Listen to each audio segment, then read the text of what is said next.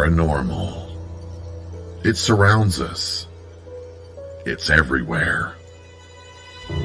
Tonight, you will hear from the people who live and work within these highly active locations, all in the efforts to discover America's most haunted. With your host, ghost hunter and author, Dan Terry.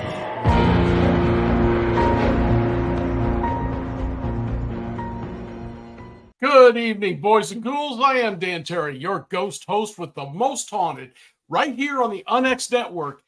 And fall is coming. Weather's changing a little bit. Still hot in a lot of places, I know.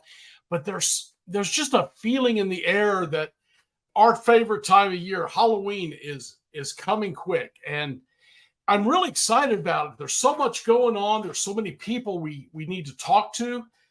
But for today, I have got a really great guest for you. As you all know, we have got KUNX, the UNX Network's great, I can't wait, XCon. It is coming into the rabbit hole October 30th, October 31st, and November 1st. It's going to be held at the Oasis Hotel in Springfield, Missouri. And we have got some of the most incredible guests, guys. You're going to love this. We got Scott Walter, and he's going to be talking about the Templars and the alien connection. And come on, who doesn't love a good Templar conspiracy theory? That's awesome. We got Michelle Roos, paranormal, and she's going to be specifically speaking on demonology and exorcisms. And I'm really looking forward to that as well. Haley Ramsey is going to be talking ancient mysteries. We've got Bigfoot Lady. We've got videos. We got a guy talking about the Bradshaw Ranch, which is kind of like Skinwalker Ranch, but even crazier. And we're going to show for the first time a video on the Blue Hill haunting. There's so much going on. And guys, this just doesn't scratch the surface. There's so much more going to be going on at the XCon. If you can get there, you need to jump on to the UNX Network, get your tickets, and be there. It's on a Monday, Tuesday, and Wednesday, so it's going to be a lot easier. It's going to be a lot easier traveling to get to it. And again, you're going to be amazed. I've got some really top-notch evidence for my presentation on the ghosts and haunts in the Midwest. And we're going to be talking today to a couple of the other speakers. Tyler, and I am going to butcher his last name. I forgot to ask him how to pronounce it. Kiwala, I think. Tyler is an independent researcher. He's got his own podcast called Journey to Truth. And he is a expert in, well, all things mysterious, all things weird and fun, like cryptids. He knows about UFOs. He just finished a book. He's got a book out, and it's called Cahokia Mounds, The Untold Story. And recently, I've been hearing a lot about Cahokia Mounds and things about it that, I don't know, it's not coming out the way the historians are saying. So without going any further, let's bring up Tyler and have him tell us about his presentation. Hello, Tyler. Hey, how's it going? All right. You got my last name right, by the way. Kiwala. Kiwala, like a koala bear, yeah. Oh, okay. Well, great. Because I don't want to offend you, but no. But I do have to correct you really quick. So it's sure. Not a book; it's a documentary we just finished. I am writing a book, but we just finished and released a documentary. So I misread that. Then it's a documentary. So where can people see it? Where can they pick it up? CahokiaUntold.com, and you can watch it. You can watch it free there. And then there's bonus features on our Patreon, raw interviews and stuff like that. But as you said, it tells an entirely different history of North America, and in particular the Midwest, in the St. Louis region, Cahokia region, and what might have happened here. Tyler, I should have asked, where are you from? St. Louis, Missouri. Oh, from my own stomping ground. Outstanding. I'm actually from down in Stanton, Sullivan area in Franklin County, down 44. Oh, So great. We're thought good about neighbors. so well, I'm not there now. I moved to North Carolina a couple years Oh, ago. okay. But anyway, I've been really looking around at some of these because I did an article recently on the giants and the giant skeletons found and disappeared. Recently, I fell into some idea that, well, like I said, Cahokia Mounds is something that historically is quite different than what the experts tell us. So, what do you got to say on that? I mean, it's very different than what they tell us. So, in the early 1900s and early excavations, they found two giant skeletons between 8 and 9 feet tall. For the history that we're handed, that would be giants because everyone was supposed to be shorter back then. So, 8 to 9 foot skeletons with double rows of teeth and potentially 6 fingers and 6 toes, an extra digit. So we're looking at a race of giants, which we hear about the red-headed giants with double rows of teeth and all kinds of lore all over the planet. So we have evidence. This was a St. Louis Post-Dispatch newspaper article that was put out, and I don't know the exact year because that's hard to find, but the article does talk about the giants with the double rows of teeth, which is significant. Mm-hmm. So less than 1% of the entire site has been excavated, and they stopped for a reason. There's a reason they quit doing research. I mean, I think there's an entire history there that they don't want us to know about. So what better way to cover it up than to just ignore it and just let it hide in plain sight and let people think that it's something entirely different? And there's been artifacts found there that don't even fit into history. And nearby, they found like these copper and steel plated artifacts that depict men in helmets with shields and armors, which now we're not even talking about Native Americans. We're talking about some other civilization that existed in this region. And then most people don't know that the Cahokia site actually extended all the way over into St. Louis. So on the west side of the Mississippi River, there's 40 mounds that were destroyed during the construction of downtown St. Louis. And it used to actually be called Mound City. And there's a whole history over there. I mean, there's so much going on. And then just the UFO activity and the paranormal activity in the area. And every remote viewer, every psychic channeler, anyone who's looked at Monk's Mound, the big mound, they see anywhere between at least minimum of a 15-foot tall skeleton buried in that mound in some sort of chamber. And they've drilled down and hit something solid that they can't penetrate. And that's documented. We show that in the documentary. So there's something there. What can be there that they couldn't penetrate unless it was something made by I mean, limestone is the main base there, limestone, granite, or quartz. So what could be there that they couldn't penetrate? I guess the samples show granite, Okay. Traces of granite, but at that time, the closest place to quarry granite would have been 90 miles away. And this is they're estimating 3 feet thick of crushed compacted granite. But I've had remote viewers look at it and they say that granite is one element, but it's some other sort of alloy or something that might be of an extraterrestrial nature. And people see that it looks like it's completely enclosed and it doesn't even have like a lid. Like this was sealed shut and like built this way. So even if they uncovered it, they wouldn't be able to access what's inside. Again, this is remote viewer data. I don't know how accurate that is, but it's something to think about. We know there's an anomaly there. That's been proven over and over again. There's an anomaly there, and yet the Smithsonian and the museums and the universities are not wanting to dig down and figure it out? Yeah, so we cover that in the film also, the Smithsonian cover-up. I'm going to butcher his name. I can't. Joseph Powell, and he was in, I think, he was one of the very first people. I'm terrible with dates. So there's the Bureau of Ethnology. It was developed by the Smithsonian in the early 1900s. And in their very first annual report, it literally states that anything anterior to the discovery of Columbus, to that narrative, it should be deemed or considered illegitimate.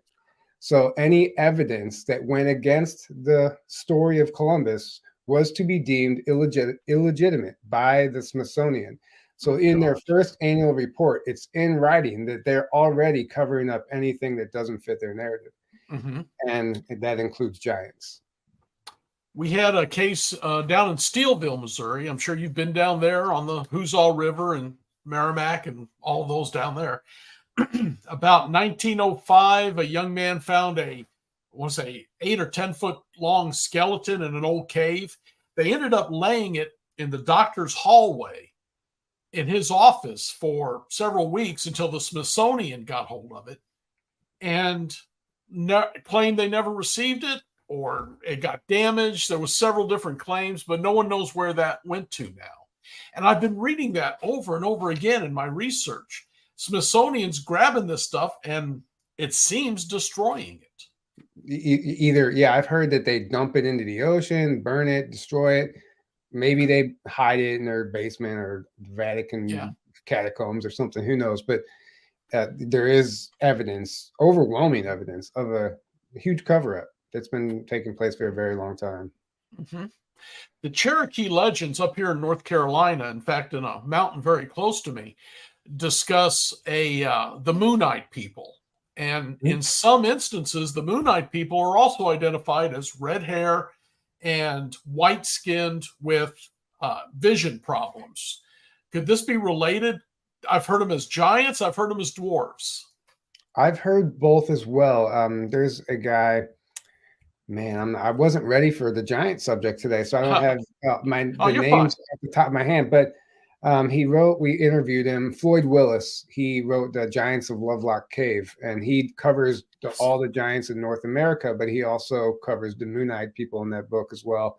And he's done some really interesting research. But yeah, I mean, it all could be part of the same race, the same. I mean, who knows where they actually came from and who they actually were, but there's evidence that they're here, and that's what matters. Wow, that's awesome. So is your presentation going to brush on Cahokia Mounds and the mysteries there? It'll brush on it, yeah. I'm also going to be sharing some of my personal experiences that led me into all of this research and everything, which includes some really interesting things like levitating out of my bed. It all started after my mother passed away when I was 24. And basically overnight, I started having experiences. And the first experience I ever had, I experienced levitation. And there's a whole story that goes along with that I'm going to kick my presentation off with. And I've experienced, you know, everything from the abduction, including things I didn't expect to happen, which were inner Earth experiences that I'm really excited to share. I haven't talked much about all of them. So that's all going to be in the presentation as well. I have also been researching a lot of Admiral Byrd and some of the stories surrounding Operation High Jump, just because one of the ships involved in that I was on before she was scrapped back in the late 80s. Oh, wow. So, yeah, there was the Coast Guard Cutter Northwind was up there. So I'm curious if your ideas of the inner Earth match some of the legends from the Byrd legends. Absolutely, yeah. Oh. And I'm very familiar with High Jump and Admiral Byrd's Missing Diary. And I don't know if you're familiar with Billy Woodard. He was a Hollow Earth, you can say whistleblower, an Area 51 whistleblower. He was in the Air Force. Anyway, around 2012-ish. And he has 2 interviews out there that I think are just groundbreaking, and not many people know about him. But he talks about being fast-tracked through the military and stationed at Area 51. And the first thing they had him do was read Admiral Byrd's diary. And he was like, "Is this real?" And they're like, "Absolutely." And he said it wasn't the diary that we see floating around online. This was like the flight log diary that no one's ever seen, but it still talks about him being flown into Hollow Earth and experiencing what he did in that, you know, encountering this entire world and these beings and everything. So he realized that this was real, according to the people within Area 51, and this is 10 levels down. After he read that document, he was taken down to the 27th level below Area 51, where he claims that he was met by 2 giant, tall, blue-skinned beings, and he got in a bullet, what he calls a bullet train, that goes 4,000 miles per hour, and he was taken to Telos, the city under Mount Shasta. and he was sent in to be a liaison for these people because they choose who they want to interact with within our government. It's not the other way around. And they chose this person for whatever reason. It turns out he has some other Hollow Earth connections. His testimony is fascinating, but it also verifies everything Admiral Byrd said was true, if you believe it. So, and you have had experiences that also verifies the same thing.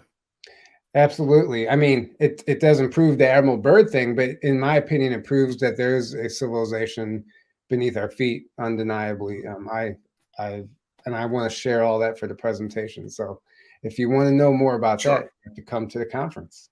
And when will you be speaking? I believe I looked at the schedule. I think I'm on the first day. I think I'm the second presentation on the first day. So okay, yeah, I'm on the first day also, so I'll be meeting you there then. And I'm really looking forward to this, just because what you're talking about has been blending in so much to my recent interests, be it the Giants, the Smithsonian conspiracy, or Admiral Byrd. Again, I was on one of the ships that was up there, so I've always been curious about it. Yeah. So the presentation will be about a lot of your experiences as well. Yes. Can you give us just a vague idea of what was these experiences? You were levitating. Was that your body or your spirit? My body. And that I thought it was I didn't know anything at the time. I wasn't awake. I wasn't aware. I didn't believe in anything. And I found myself levitating. And I had heard of an out-of-body experience before. So I thought maybe that's what it was. It wasn't until I got so high out of bed. Actually, what happened was my TV remote started floating first. The TV remote just started levitating off the bed. And as it got so high, I tried to grab it. And that's when I started floating out of my bed. You don't know what to think. You don't even know that it's real in the moment. But it got all too real whenever I kept getting closer to the ceiling. And I realized, well, I need to turn myself around and get back into bed. That's when I saw myself in the mirror. I had mirrored closet doors behind my bed. And I saw myself in the mirror. My body was not in bed. And the TV remote was floating next to me. And this is when I started to panic. And the only thought in my head was, I just need to get back down into bed. And it turned into a whole crazy experience after that. But it was pretty intense. And I'll be sharing all that in detail. So you believe you've been contacted by these other life forms of some sort? Oh, absolutely. Okay. Yeah, I mean, I've had some direct communication before, and I used to preface everything with, this might sound crazy, but after so long, I don't even care anymore. Like, I'm just gonna tell people what happened to me, and if they want to ridicule me, then have at it. I don't care anymore. It just seems there's so many people experiencing this now that this may sound crazy, is almost a joke. Seriously. Right. I mean, I fully understand. And it seems, this started happening for me in 2011. So it's not like anything new. It's not like I just like all of a sudden just jump on the scene and, oh yeah, I'm an experiencer too. It's been happening for years. And that's why we started the podcast, is because, I knew I wanted to be a part of this movement. I knew I had something to offer. At that time, I just wanted to be a part of it, and I wanted to play my role. I had no idea that it would amount to us, putting on our own conferences, filming documentaries. I'm writing a book now. We're doing the podcast. We do webinars. It's a whole number of things. It's become my life, and there's nothing I'd rather be doing. Tyler, since you brought it up, what about your podcast? What's the basis of that? We cover anything controversial, any conspiracy theory, government cover-up, anything that is going to trigger somebody. We go there. We go there. Whether or not we might not even believe in it ourselves at first. We give people a stage. We give them a platform to share their story without judgment, and we talk about it. And we dive into it, and we don't judge. We just hold space for people, and it ends up being amazing conversations. And over the years, things that I didn't believe in, like now beyond the shadow of a doubt, I'm like, I know it's real because I've had experiences. And so you hear things over time and it might not make sense to you in the moment, but a couple of years later, something happens like, oh, now I know what that guy was saying. Wow, that is true, you know? So it's important to keep an open mind and just like be able to detach yourself from the outcome. Don't get married to all this information. Don't attach your identity to a belief, and just, you know, be the observer and be present, and allow yourself to change your mind if you have to, because that's the only way we grow. That is incredibly well said. I like that. Don't get married to the belief, because they do change. Yeah. Mine's changed. Right. And your podcast is called Journey to Truth. Mm-hmm. And where can people find that? Primarily, we started off as a YouTube channel. Okay. It's still on YouTube, barely. We're hanging on by a thread. We've had strikes and censorship, but we're on Rumble also for video podcasts. But if you want the audio, we're on Apple Podcast, Amazon Prime, and like 15 other audio platforms. We were on Spotify. They kicked us off because we were going against their guidelines with some of the sensitive content, you know. But okay, I've got to ask, and I hope I'm not treading onto your. If I'm treading onto your lecture, let me know. What happened that YouTube is wanting you off and Spotify is wanting you off? Do you know particularly what upset them? Spotify said they don't need a reason. They can remove content at any time to their liking, is if they decide it goes against their community guidelines. They didn't give us a reason. YouTube tells you why. Go ahead. YouTube, most of the time, they'll take our videos down for what they deem as medical misinformation. So if we've had, like we had someone come on who was paralyzed from the waist down after getting a polio jab, and we had him tell a story, and he had proof. They ripped that video down quicker than you could imagine, and they said medical misinformation and gave us a strike. So that's the type of stuff, you know. After all that happened with the vaccine and the masks, that was determined to be medical misinformation, and now we know it's actually pretty accurate, they're still pulling this game. They're still pulling it. We just had last week old, and the thing is, they go through your library. They pull videos that are 2-4 years old, and this is what happened to us last week. And we're like, what in the world for medical misinformation? And it's like something that's so silly, but it's like they want you to know that like they have control or something. It's it's interesting. We play the game, but you know, we have to use their tool against them, you know. So yeah. Oh wow. This is incredible, and this is the kind of stuff I would like to get into. Just the fact that somebody is pulling down information they don't want, even though, you know, we should have the right to discuss all points. And if I think you're insane, or if I think this person who believes the polio vaccine paralyzed him is insane, that's for me to decide, right? Right. Absolutely. They won't even open the door for other opinions, other thoughts. Yeah. Yeah. And a lot of the other videos that get pulled down, as we were talking about election interference, anything political, you know, we don't even really get political, but at the time it was kind of the big thing. And we had we couldn't prevent our guest from talking about it, and they did not like that. So we had, you know, that put us kind of on the radar as well, I don't know if we were over the target, but a target on our back for sure. Yeah. And, you know, we stay away from all the political stuff nowadays. We completely, like, it's just let that movie play out. But it's really interesting because we had a video from TikTok removed about giants. Okay. I posted a segment from our Floyd Willis interview where he was talking about these giants, and TikTok removed it, and I tried to appeal it, you know, and they give you some bullshit reason. You know, I see the craziest stuff on TikTok, but why would they care about that? You know, I think there's specific tidbits of information that might be sensitive. You can talk about UFOs, you can talk about stuff all day long, but if you cover like the wrong area, you're going to be flagged. You know, I think A good It's just friend a of game mine. we have to play right now. A good friend of mine was really into the UFOs. He was going to other countries. He was investigating. He's a big guy with MUFON, and he just stopped, just quit. And he actually came on one of my ghost tours and said, Dan, I can't say much except the UFO I was exploring, the UFO side of it, was closer to your field than it was to mine, my ghosts. And that's all he'd say. And recently, after that article, I got a note from him that said, you're treading real close to what they did to me. And that was the article on giants. Really? So apparently giants is something we're not supposed to talk about.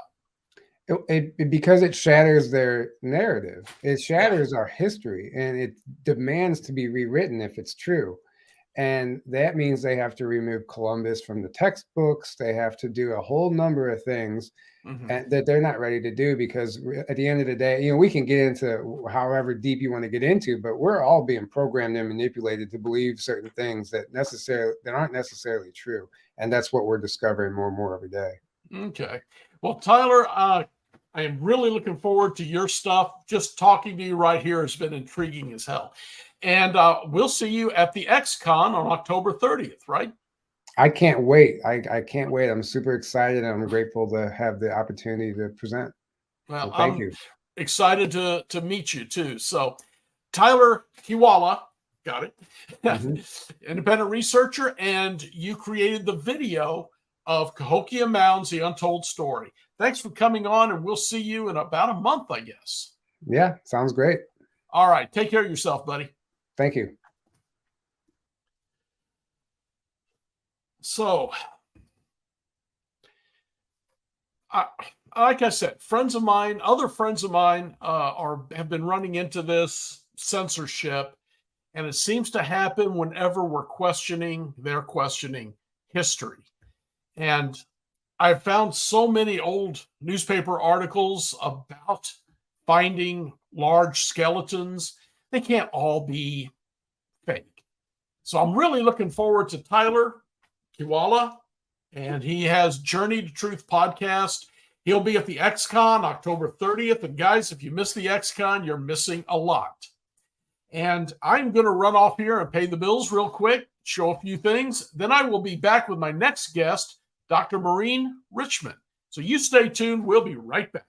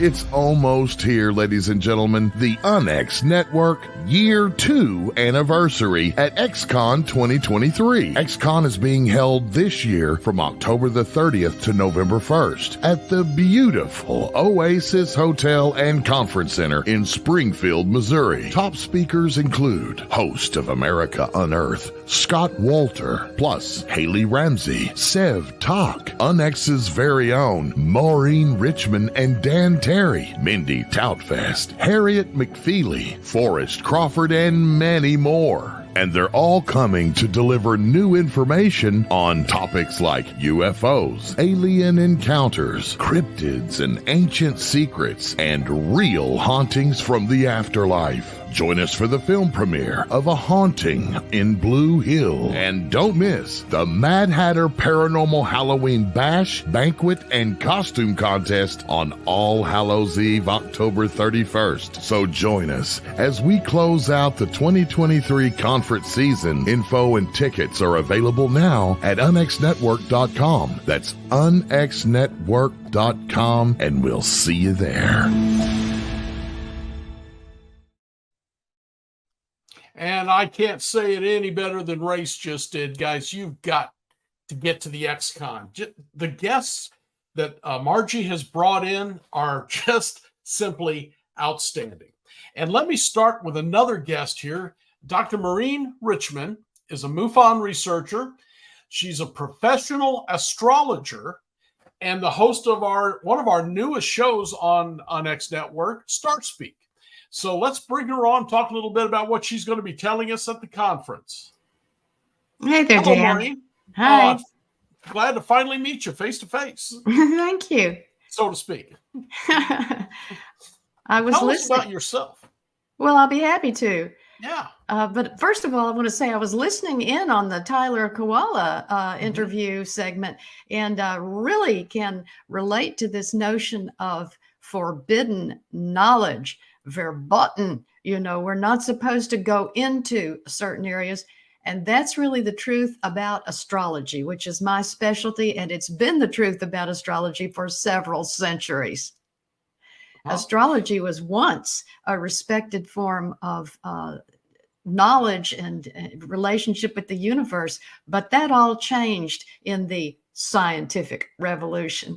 About me, well, I'm a spiritual seeker. I'm a grown-up hippie, in case you can't tell by looking. I mean, it's really not too hard to figure out, but I like that. I respect that. I was born in the early 1950s. My sun is in Sagittarius. I have the moon in independent Aries, independent thinking Aries, and inquisitive Aquarius is my rising sign. So you see, I was thinking outside of the box before the box was constructed, I think. At least early on in high school, it was in grade school that I became curious about astrology. I started keeping track of my fellow schoolmates' birthdays, and therefore I knew their sun signs, and began watching to see if there was any correlation between the supposed personality profiles of the sun signs and the actual demonstrated behavior of the individuals that I was around. So that kept me busy in the midst of my school studies all the way into the end of high school. But it wasn't until the mid 1970s that I was able to locate quality astrological information and instruction and get into the technical aspect of it and begin to really study it. So I've been at this for pushing 50 years technically, and even longer than that if you include all of my grade school musings.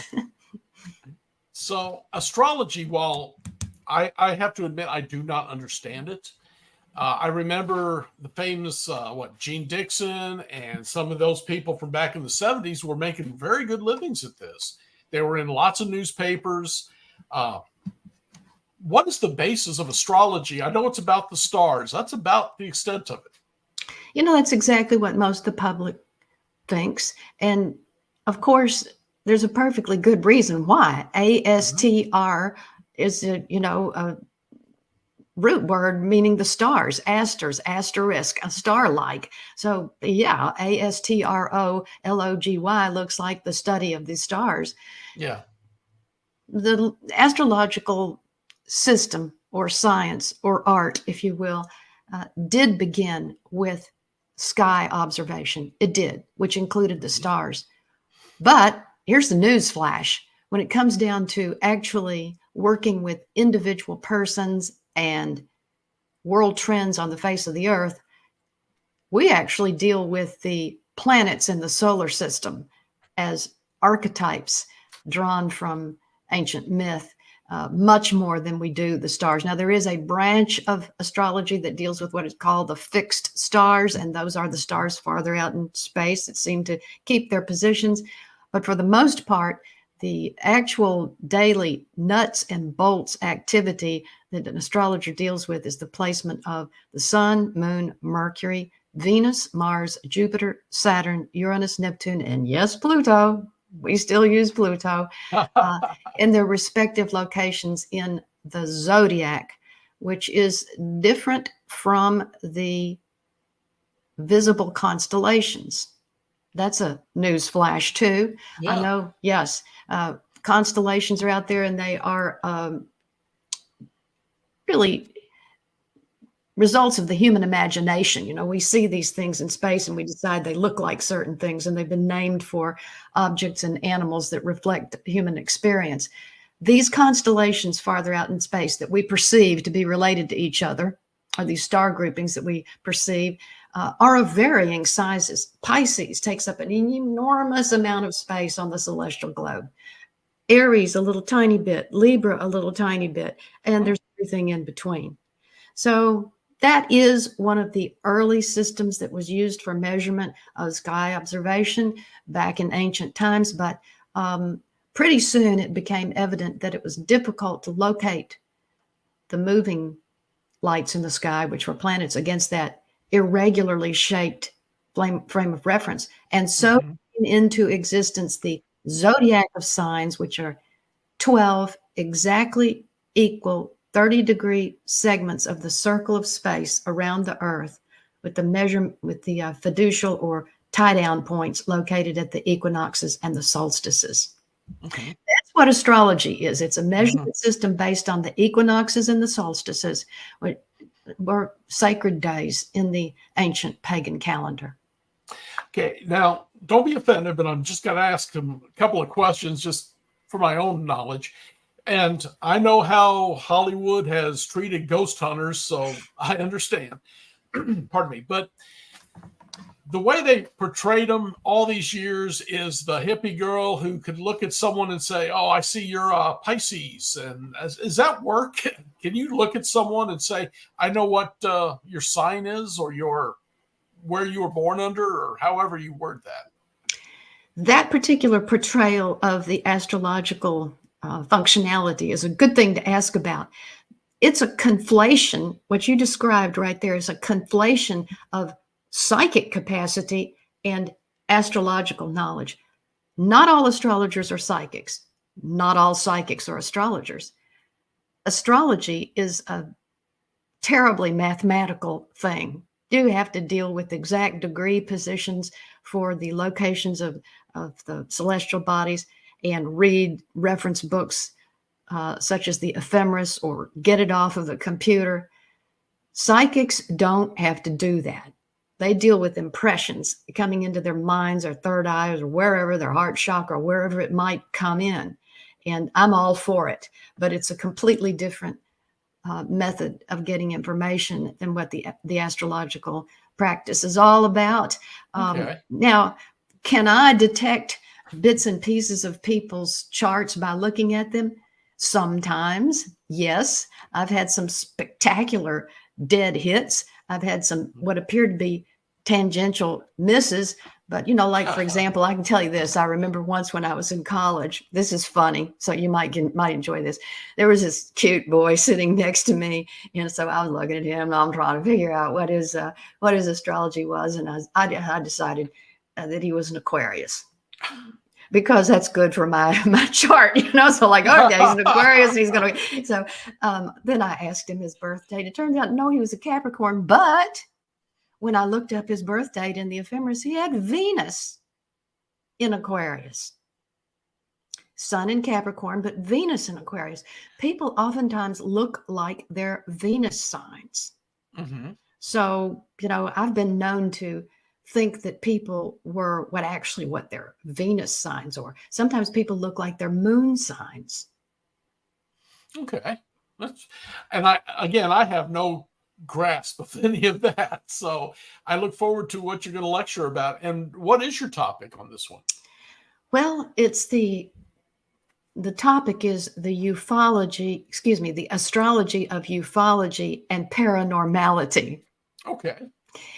And it's a study, or an exploration, I should say, an exploration of the correlations between the positions of the planetary bodies in our solar system vis-a-vis our horizon, and the exact times of UFO encounters and other encounters with the unusual, with the paranormal. So here's what this comes down to. It's a way of looking at whether or not there were any planets clustered around the ascendant or rising sign, the top of the sky or the midheaven or the zenith, the setting point, that's called the descendant on the west, or behind us in the north at the nadir. And as what I've discovered and what I found surprising is that in a number of very compelling mass historical UFO sightings, that's exactly where some of those various planets have been positioned. Now they're only there for about like 40 minutes every day. So, you know, it's the odds that such an event would occur with that particular arrangement vis-a-vis the horizon, the odds are against that. The odds are way against that it would happen. So there's something other than just random chance operating here. That's what I like to study. I want to see how it all worked out. For example, here's an example. I'm sure you're familiar with the 29 Palms sighting, right? Not off the top of my head. I know where 29 Palms is. April of 2021, I believe it was, 50 Marines at a Marine base near 29 Palms, California, shortly after sunset, stood outside, and all of them saw a gigantic triangular unidentified flying object. And they watched it for quite some time. They got video of it. Lots of photographs were taken. There were about 50 people that saw this all at the same time. So there's no question about, you know, whether it happened or whether somebody's lying or all that kind of stuff. At the exact moment that this occurred, the planet Uranus was setting on the western horizon. Now, when I say that, I'm not suggesting that they actually saw Uranus. That's not what I'm suggesting. They were looking straight up. Okay. Uranus was on the western horizon. It's not visible with the naked eye anyway. And it would have been below their line of sight because of items on the horizon that would have obscured it, such as buildings and trees and cars and whatnot on down that way. No, that's not what they were doing. The astrological science hypothesizes that whenever planets are located on the ascendant, midheaven, descendant, or the nadir, that the events which occur at that time are of the nature of that archetype. In this case, it was Uranus. Yeah, Uranus is connected to space flight, advanced technology, modern times, and all sorts of things of that nature. So, you know, those Marines didn't know that. They're not astrological students. They're not going and calculating a chart and then running outside and saying, oh, we see a UFO. That's not happening. But that's So that's an example. Could it have something to do with, how do I say this? Because of where they are, it's a direct line to Earth, so it's maybe a wormhole or the ability to travel here quickly. Buddy, you are on the target. Yeah, not bad for a guy who doesn't understand it, right? See, there isn't anything you don't understand. It's just a bunch of vocabulary terms that nobody aims at you very often. That's all there is to it. Dan, that's what I've become to wonder as well. As I've looked at numerous examples like this, I'm working with a sample pool of about 130 significant historical UFO encounters from 1941 to the present. And many of them I've been able to get specific clock times for. So if I have a clock time for it, I can do that kind of study that I just described to you. And so I do see in numerous of these situations similar arrangements. Sometimes one planet on one side of the Earth and another exactly opposite. So I have begun to think, what does that look like from outer space? Does it look like a finger pointing right there? Here you go, boys, right in here, or gals, whoever they might be. right here. Here's your target. Could they be Okay. portal? That's one possibility. Another is that it just forms an energetic Mhm. portal that opens the way between the dimensions. Well, we have got so much to talk about, and I can't wait to hear your lecture. Do you know what day you'll be talking on? On the final day, so that's Okay. Wednesday, November 1, I believe it is, and I think it's around 10 or 10:30 in the morning, if I remember correctly. So the morning of the final day, yeah. Will you be there for the whole weekend? Are you going to be offering to talk to people about their astrology and whatever? Oh, I love to talk to anybody who wants to about their astrological charts any time of the day, on the phone, Okay. on Zoom, at the conference, anywhere. Yes. But yes, now the previous weekend, we have the Arkansas Paranormal Expo, and that Mhm. runs on Saturday and Sunday. And I'm speaking on both of those days. It's right here in my city, Little Rock, Arkansas. And I'll be Okay. representing UNX Digital Broadcasting Network at that conference. So Mhm. as soon as I can pack up from that, I'll be driving to Springfield, and I'll either get there that night or sometime on the morning of Monday. Okay. All right. Well, yeah, I'm not off base by calling you Dr. Richmond, right? No, you're not, and I appreciate that. My PhD. doctoral degree is in a history-related field. So, when you begin talking about all the forbidden topics in history, I know well about that. Yeah, my degree is from Arkansas State University in Heritage Studies, which covers history, historic Okay. preservation, museum studies, and folklore. Well, Dr. Maureen Richmond, MUFON researcher. We didn't even get to talk much about that, except for the Marine base. But you're a professional astrologer. You host Star Speak on the UNX network, and you're on Wednesday nights, right? Yes, Wednesday nights, 7 Eastern, 6 Central, 5 Mountain, and 4 Pacific. And that show's a lot of fun. I talk about the inner workings of astrology a little bit. Mhm. Then I get into the energies that are affecting everyone, the collective influences that we're all dealing with. The third segment always deals with the astrology of ufology. This past week, I talked about the astrology of the late and great ufologist Lee Spiegel. Uh-huh. And in the final segment, I talk about long-term influences that bear on questions of survivability here on the planet and UFO disclosure. All right. Well, people need to get onto your podcast on the UNX network Wednesday nights, because that's all right up our alley. I mean, that's what we do here, right? But I look forward to talking to you when we get down to Springfield, because what can you do to help me with the ghost hunts? You might have some new angles I haven't even considered. Well, I'll tell you what I would love to get from you is some lists of encounters with day, month, year, and clock time, if you happen to have it, because that's, again, just very type of information that I need to correlate to see what the Okay. astrological influences are. Typically, it's the outer planets, Uranus, Neptune, and Pluto is a planet in astrology. Typically, it's the outer planets that deal with the extraordinary, with the psychic, Okay. the spiritual, and crossovers into other dimensions or encounters with other dimensions. And when they're active by astrological aspect or some other method, is probably, going to be an important situation. Certainly when an individual is having a transit from one of the outer planets, they're going to be more sensitive to the encounters with the other dimensions. Okay. Mindy Toutfest, for example, who, is conversant with the other dimensions, has the sun opposite Pluto in her natal chart for good, for life. And Pluto being one of those outer planets makes her more sensitive to these. Yeah, exactly. And so, that can be going on in people's charts, either in their natal chart, which is good for life, or by transit, which indicates a 2-3 year period of increased sensitivity. Oh, we've got so much to talk about. Dr. Richmond, thanks for coming on. I do appreciate you being here, and we'll be talking to you in about a month. Yes, I look forward to it. Thanks, Dan.